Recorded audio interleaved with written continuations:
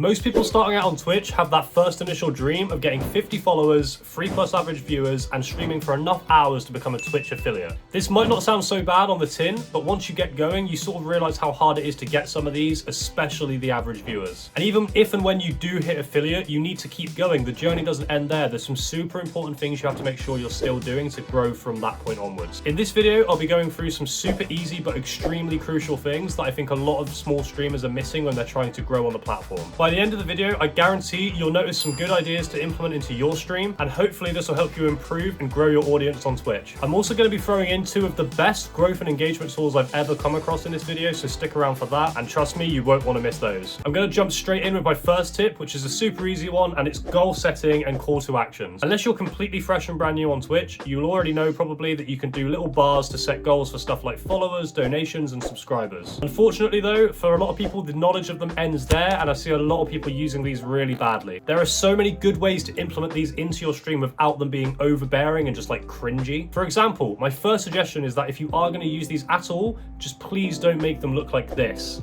I mean, look at it.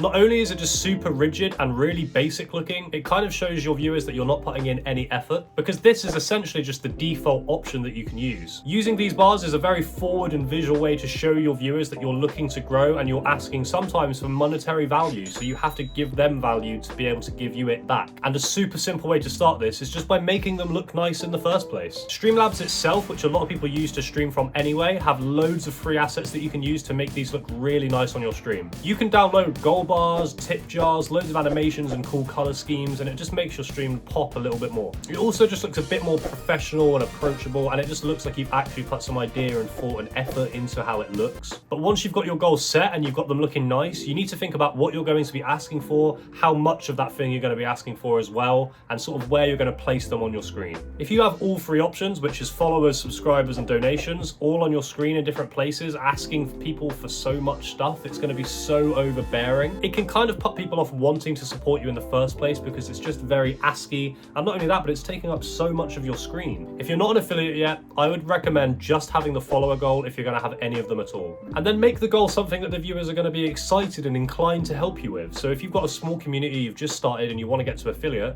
make the goal 50 followers. Ultimately, that's what you need to get to that point anyway, and people are going to want to help you get there. Especially if instead of putting follower goal in the bar, you just put something like help me get to affiliate. And if you're already an affiliate and you want to experiment with some of the other goals and you want to start asking for donations or subscribers, something that I found really helpful with this as a small streamer is just setting a very small goal somewhere. So normally at the bottom or the top of my screen, somewhere out of the way that doesn't take up too much space, I normally put a little goal that's just 1 subscriber per stream. That way the goal just says 0 out of 1, so someone might be more inclined to do it just because as soon as 1 subscriber subscribes, the goal's complete. And then people might do it on top of that just to outdo the goal and surpass it. It's just so achievable, and it makes your viewers feel like they're not being asked for too much as well. Because at the end of the day, if you're a brand new affiliate or a small streamer and you're asking for like 50 or 100 subs or like a whole bunch of donations, it just seems like you're asking for too much. You can use this same approach for donations, so set a small goal as well, something like $1, $10, something really small so it's achievable and it doesn't seem like you're asking for hundreds and hundreds. I know a lot of people that are streaming want to eventually depend on that income, but you have to be realistic with that when you're small and start somewhere that feels gradual and appropriate for your channel size. I think the main issue I see with these goal bars is people starting out and thinking that because the option's there for all of them, that you have to use all of them, but that is not the case. This is where call to actions also comes into play, which is what I mentioned at the start of this tip as well. You don't need a goal bar for everything, because if there is things that you need to grow, you can just do a call to action. This can be done verbally by saying something like, hey guys, if you follow me, it helps, it goes a long way, and it will help me grow to affiliate. Please consider following. You can also use some smooth looking graphics to pop up on your screen and ask people to do something like subscribe. He's done it! It's important not to overuse this as well, like with the goal bars, but it's a great way to start promoting your channel and it's a good habit to build for later on. Okay, moving on to a very crucial tip. Viewer engagement. As a smaller streamer, you have a massive advantage on the platform that the bigger people just don't have anymore. You have the luxury of having an audience that's manageable enough that you can speak to all of them and pay attention to them. Ultimately, this means that you should be spending time engaging with every single chatter and viewer in your stream as much as you possibly can. The best thing you can do when you're starting out is be engaging. If you've got 0 viewers or 100 viewers, you should be still trying to be entertaining and talking to people as if they're there. If you're sat silently because you've got 0, 1, 2 viewers, like no one's going to want to stick around or hop into that stream and carry on watching if you're just sat there like this. Even if you've got 0 viewers, which a lot of us start out with, just talk about random topics, just ramble about stuff you like. I used to just talk about games or movies or just stuff I'd been doing in the day. Just like a story time, essentially. Just talk randomly, just get into that habit of being able to talk through silences. If you can't think of anything either, if you're playing games, for example, on stream, just talk about what you're doing as you're doing it. Just dictate as like a narrator of the game. It just gives people something to listen to, and it shows that you're engaging when people join the stream, especially when you're on the lower numbers. But then the other side of this is when people are actually actively in your chat chatting to you, you need to specifically try and chat to them back. You might see a lot of the bigger streamers not talking to all of their audience, but that's just because it's beyond the point of being able to do it. The chat moves so fast, it would be impossible to keep up with, but as a small streamer, you can. I would argue that even between 1 and 50 viewers, maybe even more than that, it's still achievable to talk to everyone. If someone pops into your stream and starts chatting to you, it's a huge success already, but then it's your job to keep them engaged and keep them talking. At the end of the day, streaming is entertainment, and that's what people are coming for. Not only that, but it will make the viewer specifically feel like special, like you actually care about them. It's a good way of building that community feel. Try to remember stuff too. If Poo Poo Pee Pee Man hops into your stream and lets you know that he loves Fortnite,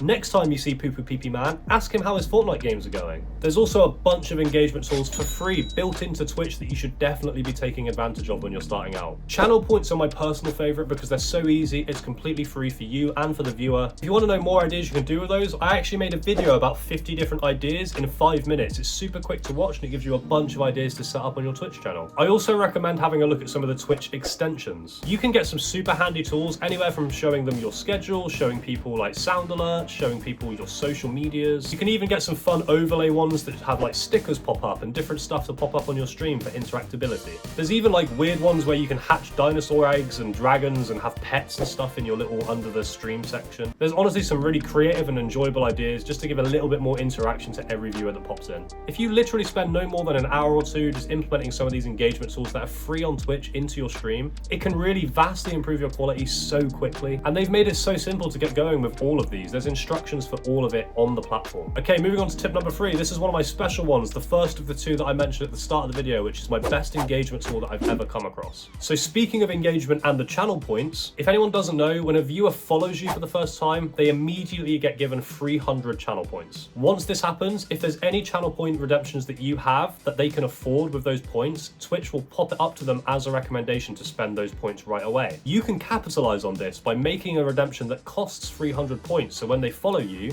they'll get a pop-up of a specific thing that you want them to see that they can use their points on. The one that I use that I think is one of the best tips I've come across is I set it for 300 points and it says, "Say hello to me, I'm new here." This just serves as a great way for a new viewer that's followed you to just click that button and it introduces them to you and the whole chat. It breaks the ice immediately. And it's completely free and innocent for them to click that. They've gotten the points and they can spend them right away and then everyone can say hello. I implemented this into my stream when I came across this tip and it works wonders. I just love that people feel like they can just say hello right away and become a chatter and just join the community as it moves. So moving on to the 4th tip, so consistency. And I don't just mean streaming every single day at 7 PM, without fail, no stopping, stream for hours. There are different levels and different forms of consistency for Twitch that you need to sort of consider sticking to especially. Of course, the idea of streaming to a perfect schedule and streaming as much as possible is the general idea that you want to try and follow. But so many people have full-time jobs, part-time jobs, school, kids, responsibilities of life that they need to look after. So it is completely viable to just stream as much as you can, but there's a more effective way to do this as well. If you are looking for growth and to up those average viewers especially, you need to try and at least be consistent with the time that you're going to go live. So let's say one week you can stream Monday and Wednesday, but then the next week you can stream Friday and Sunday. That's great, but try and stream at the same sort of times on those days, at least close to each other. This will at least show your followers and viewers that they can expect you at a certain time, even if they don't know which day to expect you, which is just more consistent for getting viewers. Because realistically, if you streamed on a Monday for the first time at 7 PM and you gain 5 new viewers, they all follow you and they want to come back to the next stream. But then if your next stream is like Saturday at midday, not all of those viewers are going to be around anymore. Consistency doesn't just end with the time and frequency of your streams though. It's also so important that the content of your stream is also consistent. By this I mean, if you're streaming Dark Souls on one stream and then on the next one you're playing Fall Guys or Fortnite, that's not consistent with what your viewers are going to expect from you. Especially if you're gaining followers and average viewers at this point. Because if you chop and change games, not all of those people are going to want to see you play all of those games. Granted, you might have some lovely viewers that just love the streams because they love you, but a lot of people do watch very specific games, especially when you're a smaller creator later. I'm not saying that you need to play the same thing forever or do the same thing forever on your stream, but when you're just starting out and building your first ever audience on Twitch, you just have to be realistic and expect that people are going to be wanting to watch you for the same kind of content. I literally got my first 50 followers and got to affiliate just playing a small niche audience game called Undertale. And whilst I'm not recommending that game overall, like it might not be for you, I'm just saying games like that have smaller but more dedicated fan bases, they're great for building a community.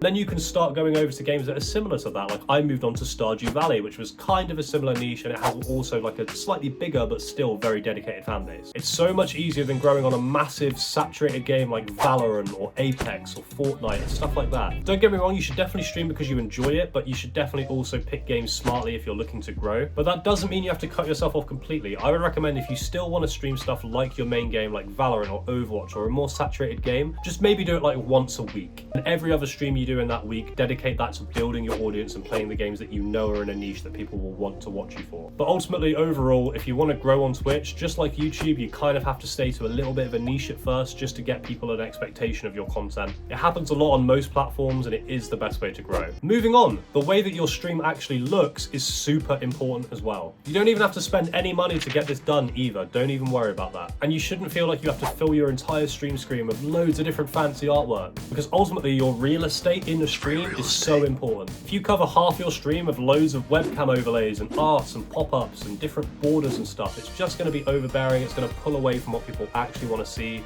just really off-putting overall. Again, there is an array of free assets that you can get from Streamlabs, like packs of artwork from a site called Owned, a site called Nerd or Die. There's loads of options that you can buy as well, but also free ones. I'll put them all in the description for you. I personally opt for a minimalist kind of style in my stream. I usually pick one or two colors and stick to that color theme as well, because it's a little bit more consistent. And by now, you know how important consistency is, am I right? Shut up. That being said, I'll put them in the description like I said, and I'm also working on a website right now that's going to offer a bunch of free resources that I've made and links to other sites that you can use as well. It's a work in progress site, but I'm aiming to make it a big creation hub for Twitch, YouTube, editing, different growth tactics, and loads of free resources like artwork, overlays, and articles and information. But anyway, tip number 6, and which is my last tip, and it's the second of the two that I said was the best tips I've ever come across. This one is centered on specifically growth. I found through my personal experience that giveaways are such an amazing way to get growth, especially if you want to do it quite quickly. You don't have to spend money or give away anything crazy either if you don't want to. There's so many options. I used this method when I moved on to a different game that I was playing with my community because I was playing with my viewers, which was Roblox. You've probably heard of it. Bunch of mini games you can hop in and out of, stuff like that, and there's an in-game currency called Robux, which is basically just a currency you can use to buy cosmetics. I simply put in my title that I was doing a giveaway for this whilst I was streaming that game, and then at the end of the stream or after multiple streams, I basically gave away roughly $5 worth of that Robux in my Discord.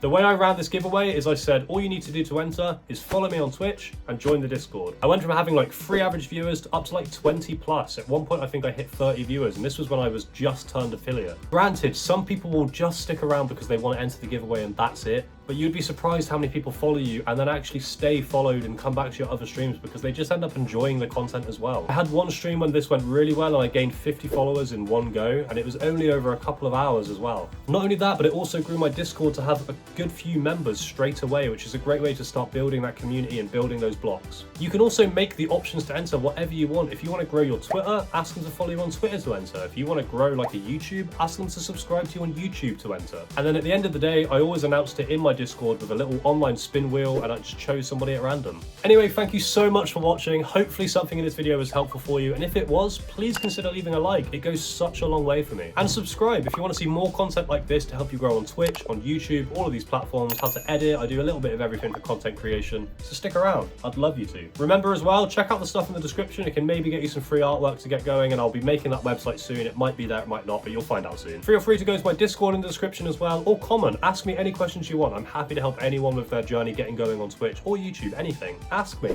Do it. But thank you so much again, and I'll catch you next time. Now go away. No, really, like, go and be a big famous streamer. You can do it now. Go away!